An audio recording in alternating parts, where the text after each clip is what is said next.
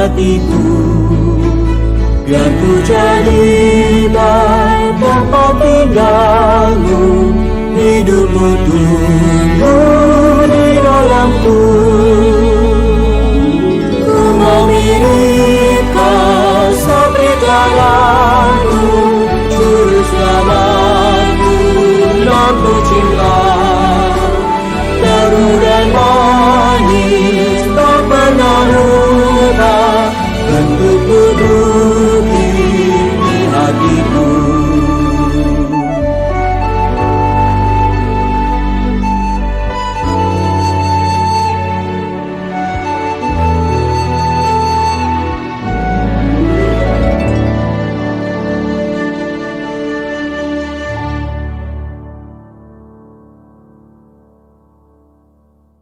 Berita ke-10, pertambahan Kristus dan Kristus yang tak terukur.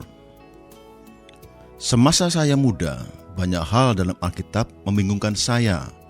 Salah satunya di antaranya terdapat dalam Yohanes pasal 3. Pasal yang begitu tinggi yang membicarakan kelahiran kembali. Namun tiba-tiba ayat 22 bagi saya terasa sangat rendah.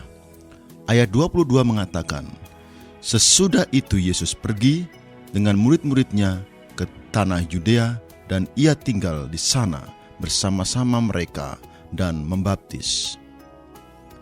Sebagai seorang pemuda, ketika membaca ayat ini, saya mengira ayat ini tidak diperlukan.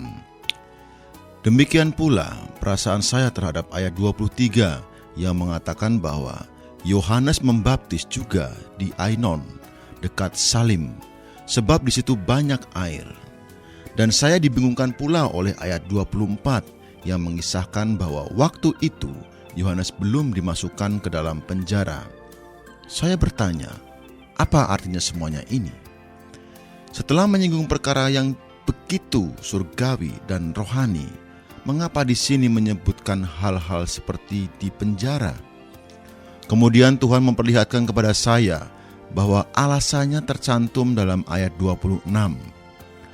Mereka datang kepada Yohanes dan berkata kepadanya, Rabi, orang yang bersama dengan engkau di seberang sungai Yordan, dan yang tentang dia engkau telah bersaksi, dia membaptis juga, dan semua orang pergi kepadanya. Mengapa Yohanes mencantumkan kalimat ini dalam kitab Injilnya? Tujuannya adalah untuk menyingkapkan ekor rubah. Apa ekor ini?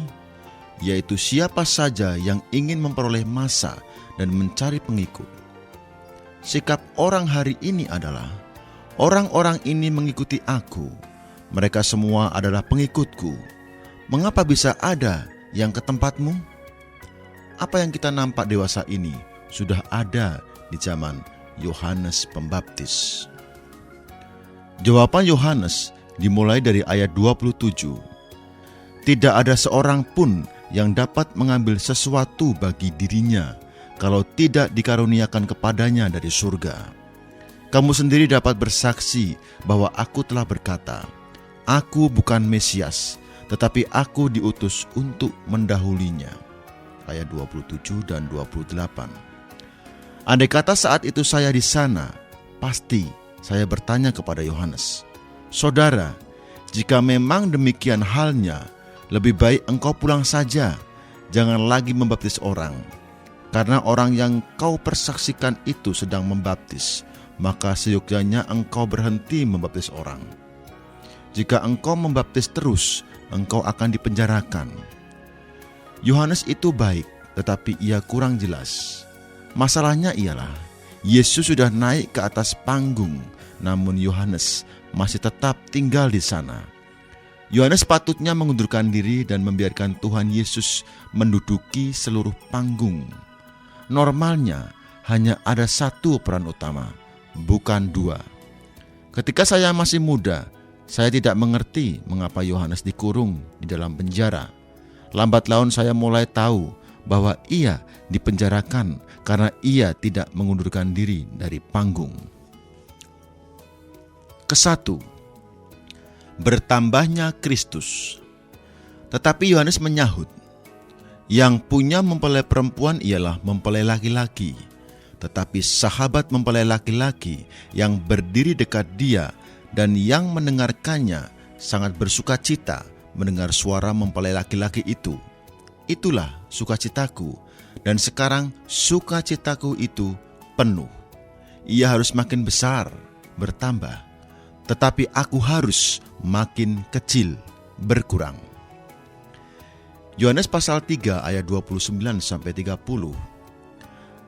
Kebanyakan orang Kristen, terutama guru-guru agama Kristen, telah salah menafsirkan ayat 30.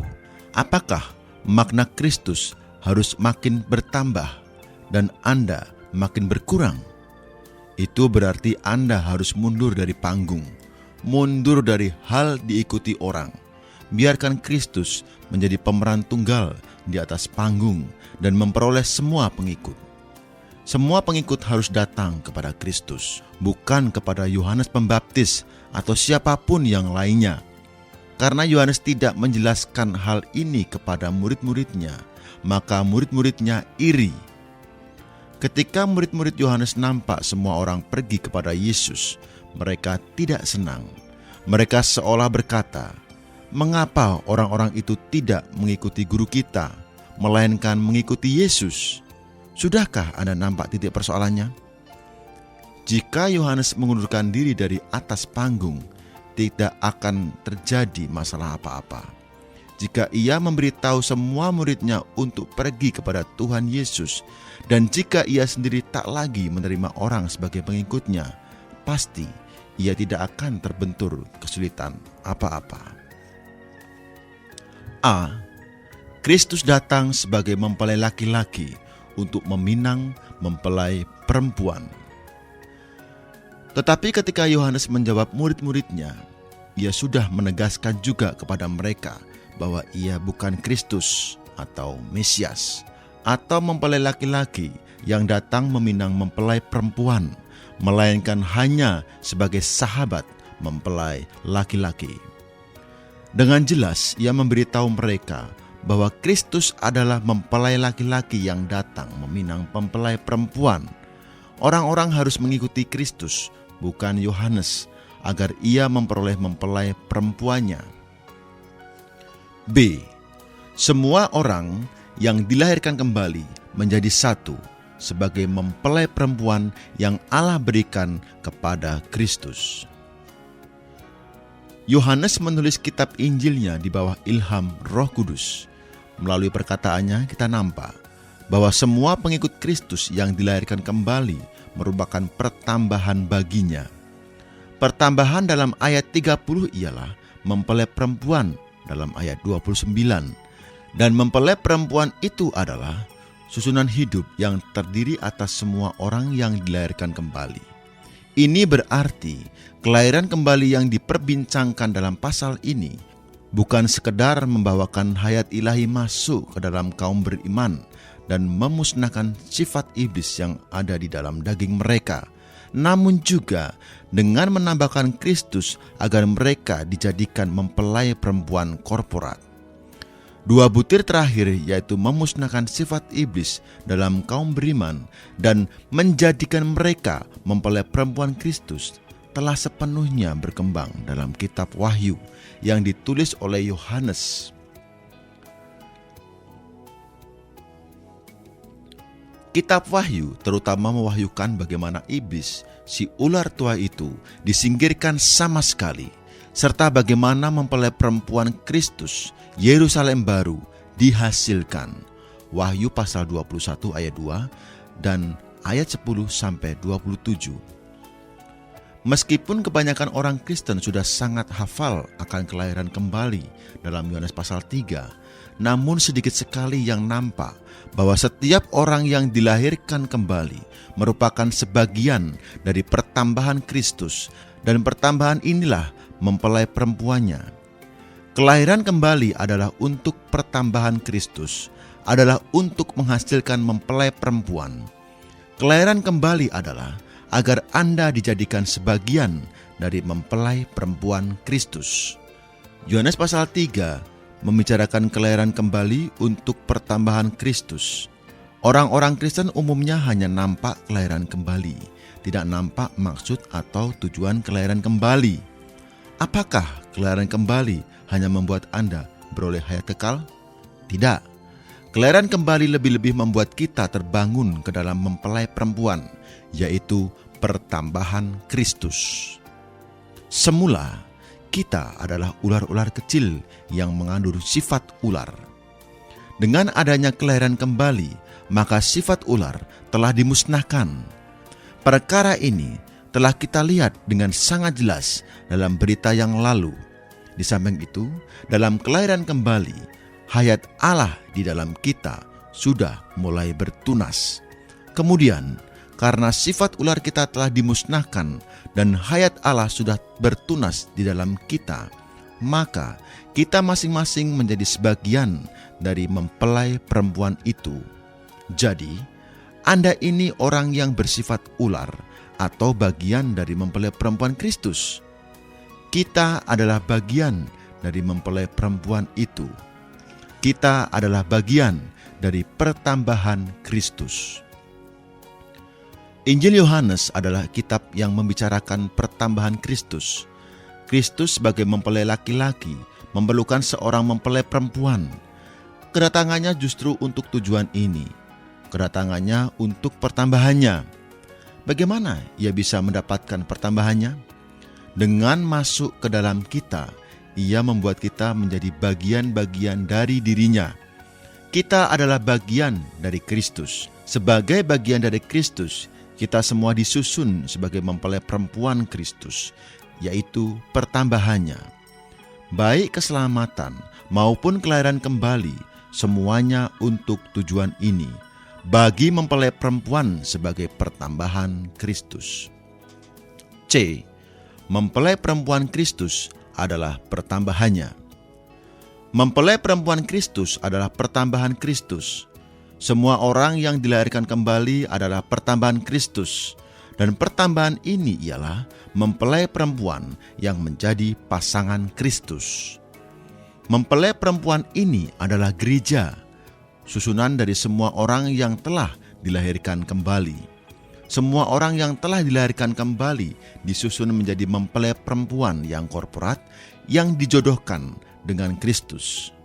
Tanpa kelahiran kembali, Kristus tidak akan memperoleh mempelai perempuan yang adalah pertambahannya. Mempelai perempuan adalah pertambahan Kristus, sama seperti Hawa adalah pertambahan Adam. Saat Adam diciptakan, ia sebatang kara. Ketika Adam masih bujangan, tidak ada pertambahan. Kemudian Tuhan mengambil sebuah tulang rusuk Adam dan membangunnya menjadi seorang perempuan sebagai teman hidup Adam. Kejadian pasal 2 ayat 21-24. Begitu ia bersatu padu dengan Adam, ia menjadi pertambahan Adam. Setelah ada pertambahan, maka Adam tidak lagi sebatang kara. Kristus juga sebatang kara. Sebab itulah ia menjadikan seorang mempelai perempuan untuk menjadi pertambahan dirinya. Lalu, siapakah pertambahan Kristus atau mempelai perempuan Kristus? Mereka yang dilahirkan kembali dan yang memiliki Dia sebagai hayat. Melalui kelahiran kembali, kita telah memiliki hayat ilahi Allah, yakni Kristus sendiri, sehingga kita menjadi anggota dari mempelai perempuan korporat Kristus. Penulis yang sama, Yohanes, dalam kitab Wahyu mengatakan bahwa pengantin perempuan Kristus, mempelai anak domba, adalah Yerusalem baru. Wahyu pasal 21 ayat 2 dan ayat 9-10. Apakah Yerusalem baru? Susunan dari orang-orang yang dilahirkan kembali, yaitu orang-orang yang dilahirkan kembali oleh Roh Kudus. Jika Anda telah dilahirkan kembali, pasti Anda adalah bagian dari pertambahan Kristus, bagian dari mempelai perempuan korporat Kristus, yakni gereja hari ini, dan juga Yerusalem baru yang kelak akan dirampungkan. Bagaimana kita bisa menjadi pertambahan Kristus? Izinkanlah saya ulangi sekali lagi, bahwa timbulnya pertambahan Kristus itu adalah melalui kelahiran kembali. Misalnya, ketika kita dilahirkan oleh orang tua kita merupakan pertambahan Adam. Tahukah Anda bahwa Adam bertambah setiap hari? Pernahkah Anda memikirkan berapa besarnya Adam hari ini? Kurang lebih 6.000 tahun yang lalu, ketika Adam sendiri di Taman Eden, ia tinggal seorang diri. Tetapi generasi demi generasi, Adam telah memperoleh banyak keturunan, dan semua keturunannya merupakan pertambahannya. Dihitung dari orang-orang yang masih hidup saja, Adam sudah mencapai pertambahan sebanyak 3 miliar orang. Adam telah bertambah menjadi Adam yang sebesar itu. Puji Tuhan, Kristus bertambah juga. Namun, ia tidak bertambah melalui kelahiran kita yang pertama.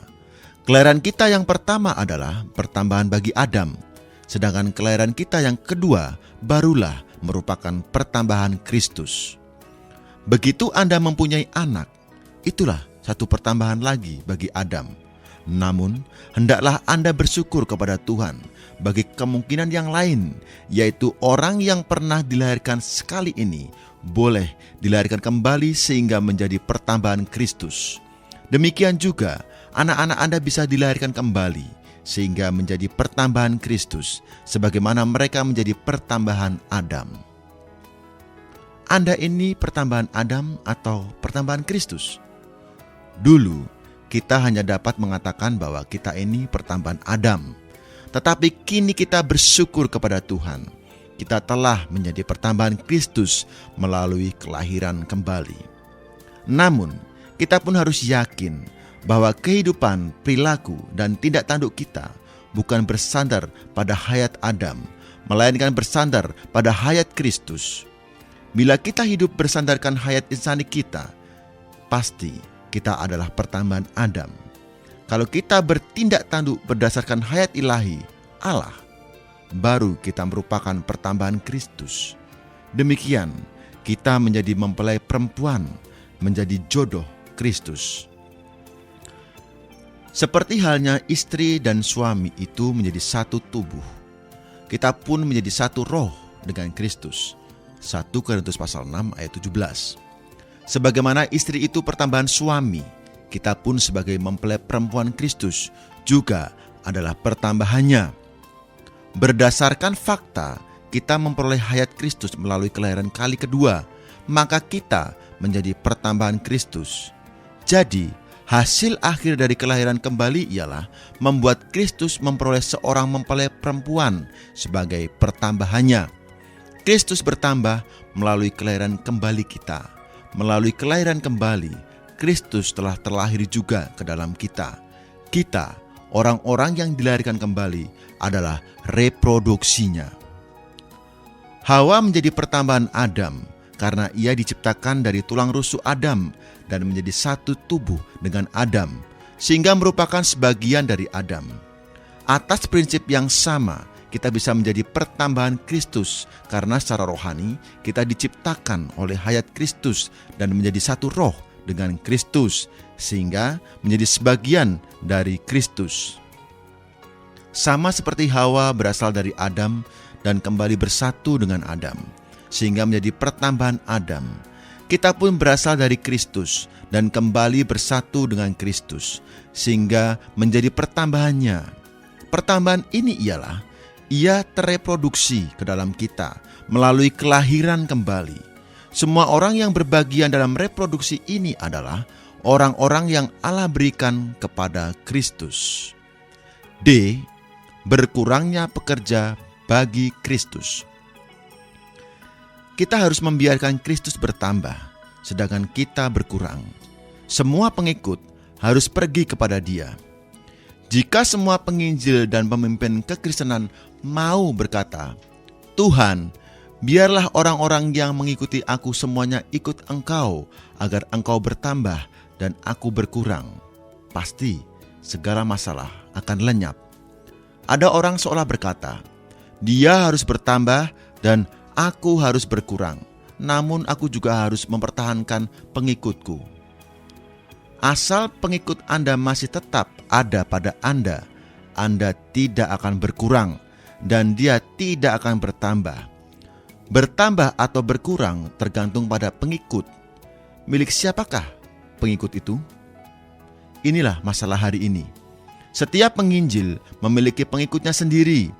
Banyak yang mengira bahwa kita ini sama seperti mereka, karena menurut konsepsi mereka, setiap pekerja harus mempertahankan pengikutnya. Ketika kita berkata bahwa kita tidak mempertahankan seorang pengikut pun, mereka tidak percaya. Kiranya Tuhan membelas kasihani kita.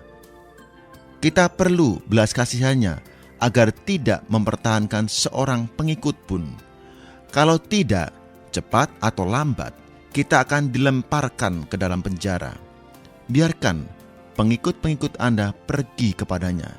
Ia harus bertambah dan kita harus berkurang. Kedua, Kristus yang tak terukur. Yohanes pasal 3 ayat 31-36 menyulitkan banyak penerjemah Alkitab. Mereka tidak tahu di mana harus meletakkan ayat-ayat ini. Ada terjemahan yang bahkan meletakkan mereka di tempat lain. Beberapa pengalih bahasa memperdebatkan kata-kata tersebut diucapkan oleh Yohanes Pembaptis atau oleh Tuhan Yesus atau oleh Yohanes penulis Injil Yohanes. Beberapa tafsiran telah ditemukakan. Namun, di bawah belas kasihan Tuhan, kita nampak bahwa ayat-ayat ini harus ditaruh di tempat yang ada sekarang ini, karena ayat-ayat ini melanjutkan makna dari ayat 30. Ayat 30 mengatakan bahwa Kristus harus bertambah dan kita semua harus berkurang. Mengapa? Karena Kristus itu tidak terbatas dan al-muhid. Ayat-ayat ini mewahyukan Kristus yang tak terbatas, yaitu justru Yesus yang kecil yang dilahirkan di palungan dan dibesarkan di Nazaret, di rumah seorang tukang kayu yang miskin. Secara lahiriah, ia tidak kelihatan tampan dan malahan sangat terbatas. Padahal, ia itu sang al-muhid dan tak terukur. Ia lebih tinggi daripada surga dan lebih lebar daripada alam semesta. Ia segala-galanya dan segala sesuatu juga baginya. Marilah kita membaca ayat ini sambil melihat betapa ayat ini mewahyukan Kristus yang tak terukur. Siapa yang datang dari atas adalah di atas semuanya. Siapa yang berasal dari bumi, termasuk pada bumi, dan berkata-kata tentang hal-hal di bumi. Siapa yang datang dari surga adalah di atas semuanya. Ia bersaksi tentang apa yang dilihatnya dan yang didengarnya, tetapi tidak seorang pun yang menerima kesaksiannya itu. Siapa yang menerima kesaksiannya itu? Ia mengaku bahwa Allah adalah benar. Sebab siapa yang diutus Allah? Dialah yang menyampaikan firman Allah. Karena Allah mengaruniakan rohnya dengan tidak terbatas. Bapa mengasihi anak dan telah menyerahkan segala sesuatu kepadanya. Siapa saja yang percaya kepada anak, ia beroleh hidup yang kekal. Tetapi siapa saja yang tidak taat kepada anak, ia tidak akan melihat hidup, melainkan murka Allah tetap tinggal di atasnya. Ayat-ayat ini menunjukkan bahwa Kristus yang kita percayai ini tidak terbatas dan tidak terukur. A. Datang dari atas. Pada saat itu, Kristus tak lain adalah seorang manusia jasmani di bumi. Namun, ia datang dari atas. Ia memang di bumi, akan tetapi asalnya adalah dari atas. Karena itulah, ia di atas segala-galanya. B. Datang dari surga. Karena Kristus berasal dari atas, maka dengan sendirinya, ia pun berasal dari surga. Surga ada di atas bumi. Ia ada di bumi, tetapi sumbernya adalah surga. C. Di atas semuanya. Kristus di atas semuanya. Kata semua di sini bukan sekadar berarti semua hal atau benda, melainkan juga ditujukan kepada semua orang. Kristus adalah di atas semua orang, terutama di atas Yohanes Pembaptis. Saat itu, Yohanes berada di atas kedudukan yang berlawanan dengan Tuhan Yesus. baik Yesus maupun Yohanes menerima murid. Dalam pandangan murid-murid Yohanes, Yohanes setara dengan Tuhan Yesus. Namun sesungguhnya salah. Ayat 34 memberitahu kita bahwa Kristus adalah yang di atas semuanya. Ia di atas Anda, saya, dan siapapun. D. Dari surga, namun tetap di surga. Kristus datang dari surga, namun ketika di bumi, ia tetap berada di surga. Yohanes pasal 3 ayat 13. Ia itu universal, tak terukur. E.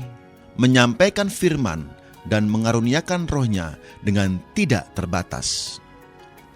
Ayat 34 mengatakan, sebab siapa yang diutus Allah, dialah yang menyampaikan firman Allah. Karena Allah, Dia mengaruniakan rohnya dengan tidak terbatas. Dalam ayat ini kita nampak dua hal. Tuhan Yesus menyampaikan firman Allah kepada umatnya, dan Ia mengaruniakan Roh Kudus kepada umat Allah dengan tidak terbatas. Beberapa terjemahan telah salah menerjemahkan ayat ini dengan mencatat bahwa Allah Bapa mengaruniakan Roh kepada Putra dengan tidak terbatas. Tetapi jika Anda mempelajari naskah kuno yang terbaik, Anda pasti nampak bahwa Putralah yang mengaruniakan Roh itu dengan tidak terbatas kepada umat Allah. Tuhan Yesus meministrikan atau melayankan firman hidup dan roh yang tak terbatas. Dalam gereja-gereja lokal hanya perlu dua hal, firman hidup dan roh yang tak terbatas. Hari ini, sebagai kepala gereja, Kristus tetap melayankan kedua hal ini. Saya percaya bahwa Ia terutama membani kita dengan pelayanan firman hidup. Walaupun kita yang membicarakan firman, namun bukan kita yang menyuplaikan firman. Kita membicarakan firman, namun Ia yang menyuplai. Ia menyuplaikan firman-Nya yang berlimpah dalam pembicaraan kita. Ia adalah pembicara yang ilahi, pemberi yang ilahi. Ia menyuplaikan firman yang berlimpah dan menyalurkan roh hayat yang tak terbatas. Ia adalah sang penyuplai firman hidup untuk merawat semua anggotanya. Ia menyalurkan roh ke dalam semua anggotanya agar mereka dapat berfungsi sepenuhnya. Tak seorang pun dapat berbuat demikian. Ia adalah roh yang al-muhid. Ia tidak terbatas.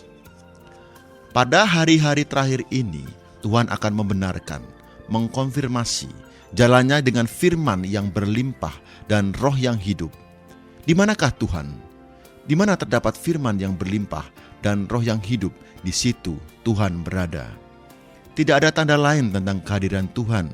Jika kita berhimpun tanpa firman yang kaya, limpah, dan roh yang hidup, namun masih menyatakan bahwa kita berhimpun di bawah nama Tuhan, pasti pernyataan kita tidak akan berarti.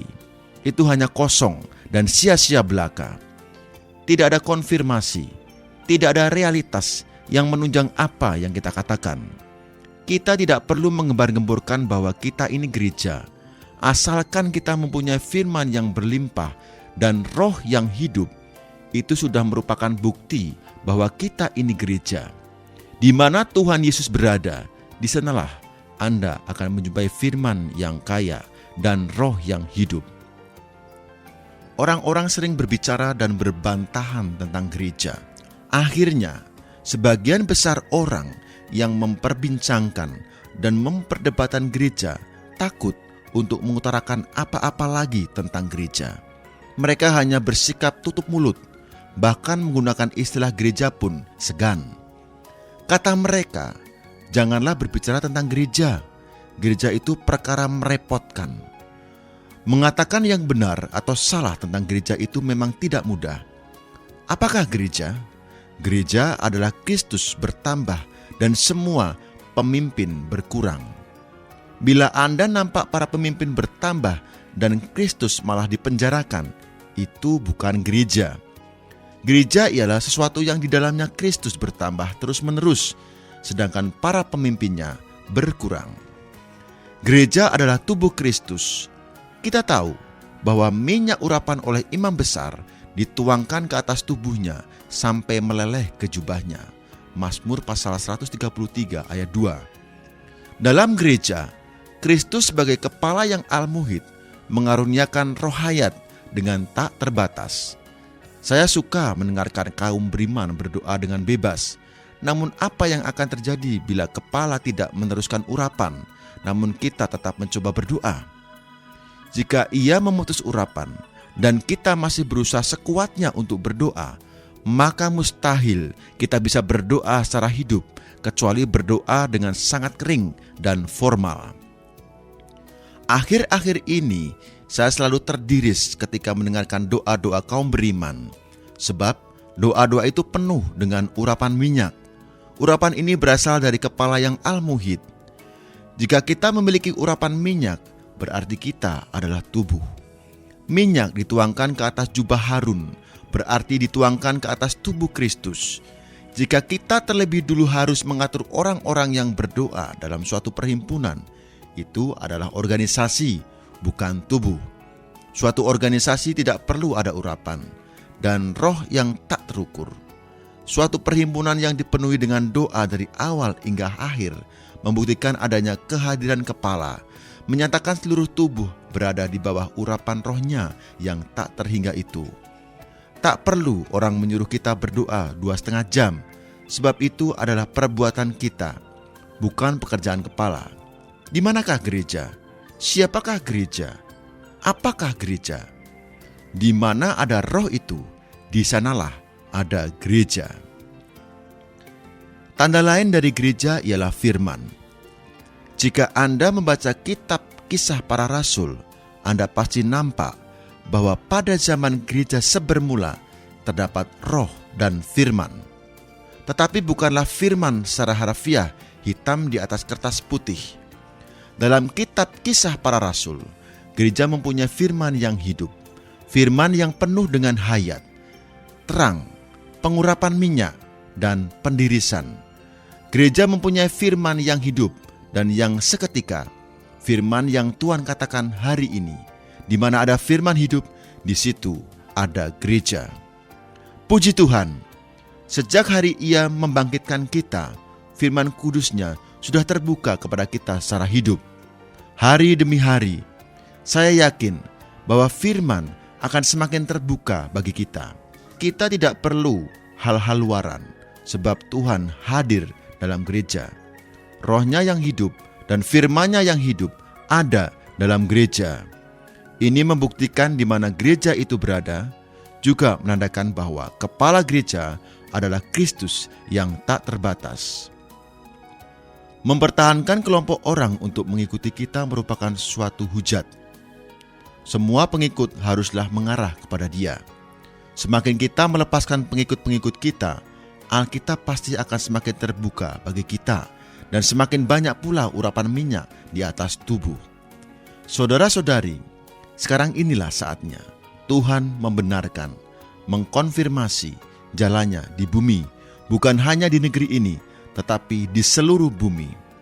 Firman ilahinya akan lebih terbuka bagi tubuhnya daripada dulu. Lagi pula, urapan roh akan diperkuat 7 kali. Wahyu pasal 1 ayat 4. Kristus yang al-muhid, firman yang hidup, dan roh yang dilipat gandakan akan membenarkan jalan gereja. Tanpa ini, orang akan sulit mengetahui siapa, di mana, dan apa itu gereja. Haleluya! Kita inilah orang yang dilahirkan kembali. Kita telah dilahirkan kembali bagi pertambahannya. Pertambahannya adalah bagi Kristus yang al-muhid. Yohanes pasal 3 mengandung 3 butir utama.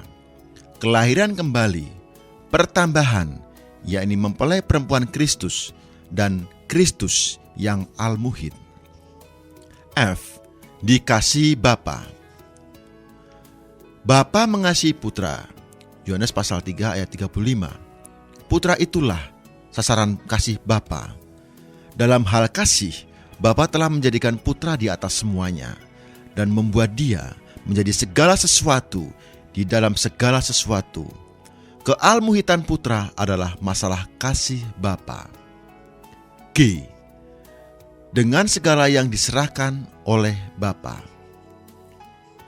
Ayat 35 juga mengatakan bahwa Bapa telah menyerahkan segala sesuatu ke dalam tangannya. Sekali lagi, segala sesuatu di sini terutama bukan ditujukan kepada semua benda atau perkara, tetapi semua orang. Bapa telah menyerahkan semua orang kepada Putra. Bapa tidak pernah menyerahkan seorang pun kepada Yohanes Pembaptis. Ia telah menyerahkan semua orang pilihannya kepada Putranya. Tidak ada satupun orang pilihan Allah yang menjadi milik Yohanes Pembaptis atau pekerja Kristus yang manapun. Yohanes dan semua pekerja Kristus tidak sepatutnya menerima umat Allah yang manapun. Allah Bapa telah menyerahkan semua orang pilihannya kepada Putra. Setiap orang hendaklah pergi kepada Dia. Dia di atas semua dan di atas semua. Semuanya telah diserahkan kepadanya. Semuanya haruslah di bawah tangannya. Percaya Kristus ini beroleh hidup yang kekal. Ayat 36 mengatakan, siapa saja yang percaya kepada Anak, ia beroleh hidup yang kekal. Dalam Yohanes pasal 3 kita nampak persona dan pekerjaan Kristus.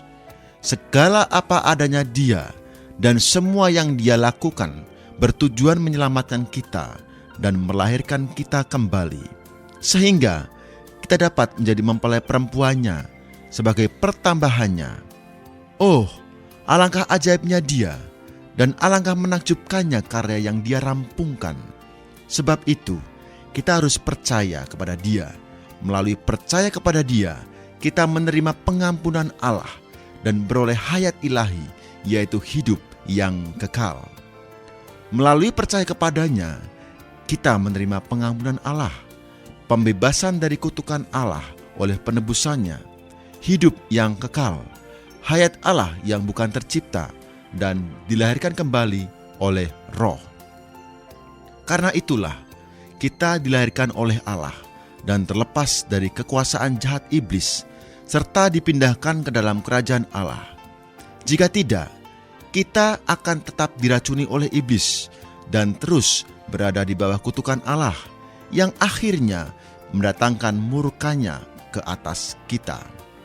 Dulu, kita adalah ular-ular yang diracuni oleh iblis, bermusuhan dengan Allah dan telah terkutuk di bawah penghakiman Allah.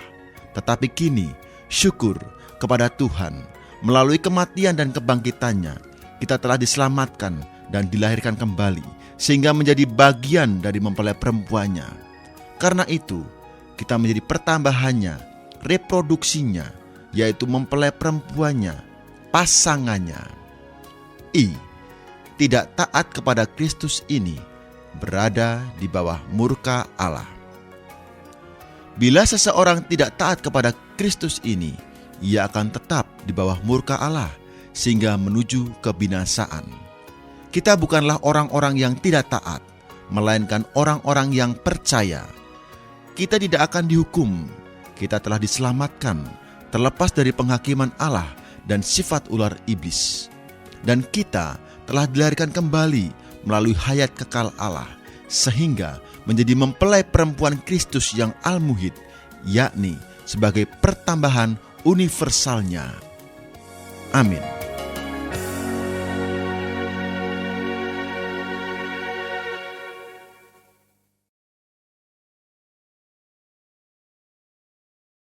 Sekarang ini kan lagi nge-hype orang-orang pada minum jus sayur, infused water, katanya ini bisa untuk detox. Bener gak, Dok? Sebetulnya ada benarnya, karena sayur itu sehat. Memang detox itu adalah membuang toks. Dan toks itu datang, kebanyakan itu makanan yang tidak baik. Makanan tidak baik adalah ultra processed food. Yang makanan yang dalam bentuk kemasan, kalengan, kotaan, bungkusan, botolan, itu adalah makanan-makanan yang sudah dikasih pengawet, perasa, pewarna, dikasih segala macam, lebih banyak manisnya, lebih banyak minyaknya, lebih banyak garamnya, keluar dengan packing atau kemasan yang menarik sekali. sebetulnya itu mendatangkan toks karena memicu inflamasi radang di mana-mana, bahkan sampai jantung, sampai stroke, sampai terjadi gagal ginjal, sampai autoimun kanker, itu semua dari makanan olahan itu. Daripada cari yang itu junk food itu, kita cari real food. Real food adalah makanan yang sehat, yang alami, yang dari perkebunan, pertanian, perikanan, peternakan, dari alam. Tidak pakai proses macam-macam atau minimally proses yang ringan-ringan. Paling bagus adalah pasti ada real food, buah dan sayur. Buah dan sayur penuh dengan antioksidan, seratnya banyak, fiber, dan vitamin mineral. Tambah lagi protein yang rendah lemak kita pilih. Karbo pun perlu, jadi karbo yang asli, maksudnya tidak dari kemasan. Karbo asli bukan mie instan, karbo asli bukan kue basah jajan pasar, tapi karbo asli dari alam. Ubi misalnya itu juga karbo.